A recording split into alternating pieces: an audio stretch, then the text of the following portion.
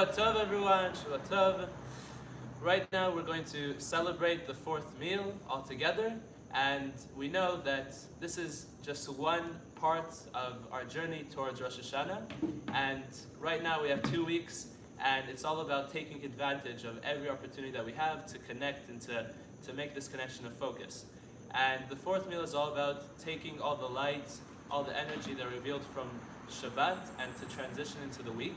And we know that 2 weeks before Rosh Hashanah, we received all this light from Shabbat, and it's about focusing it and remembering what is it that we want to work on, achieve this coming week.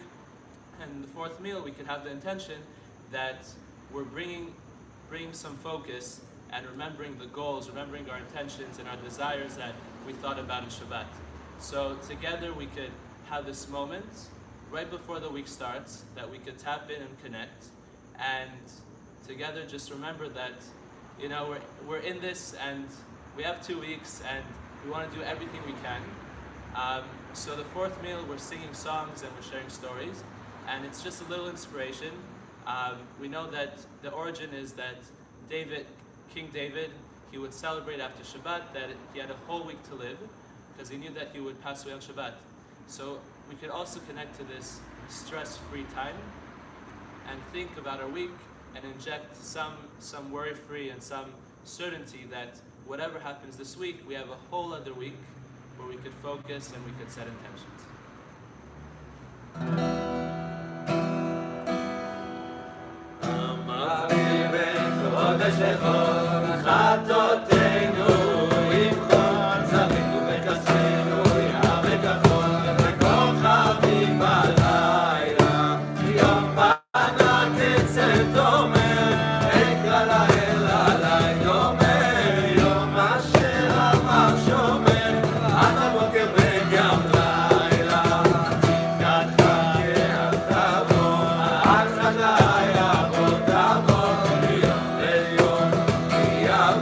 Yeah.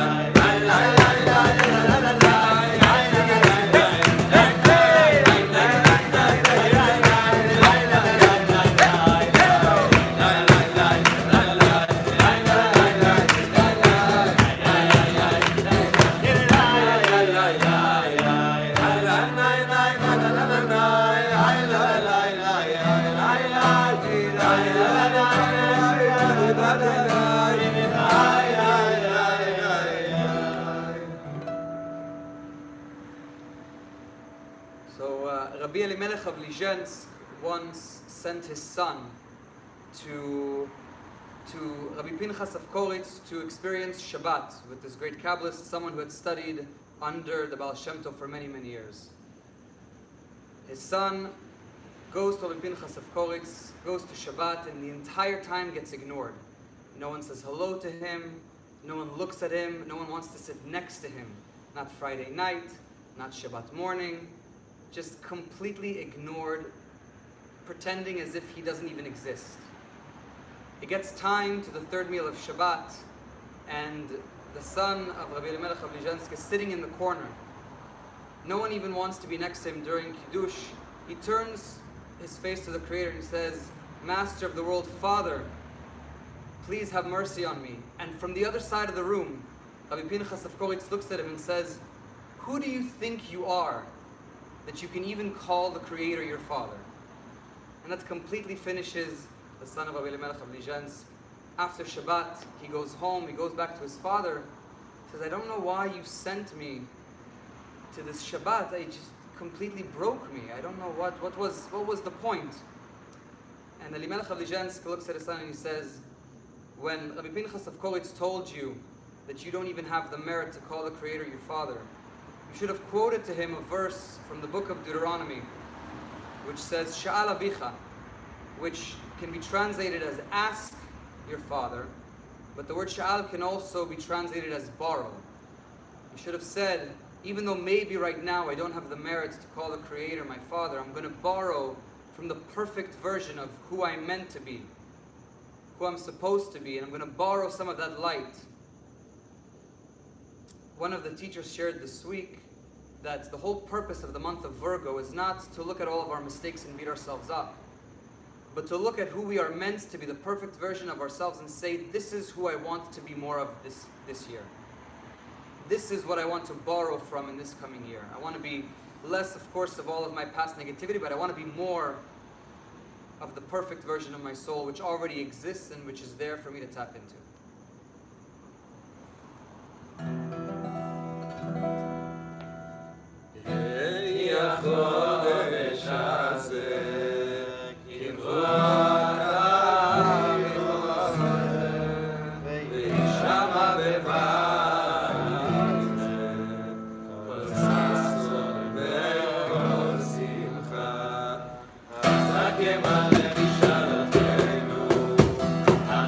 Yeah.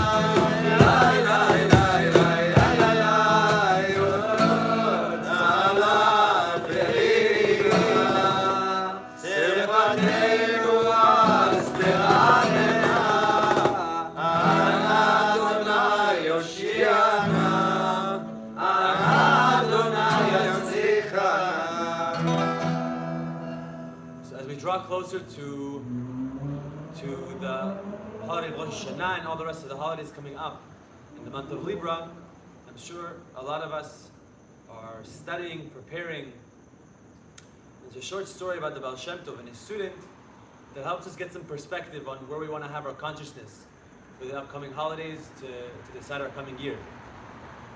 So the Baal Shem Tov, and as well as all the big Kabbalists, all the major Kabbalists throughout history, they used to be very, very specific and very picky about who they chose to blow the shofar at their Rosh Hashanah.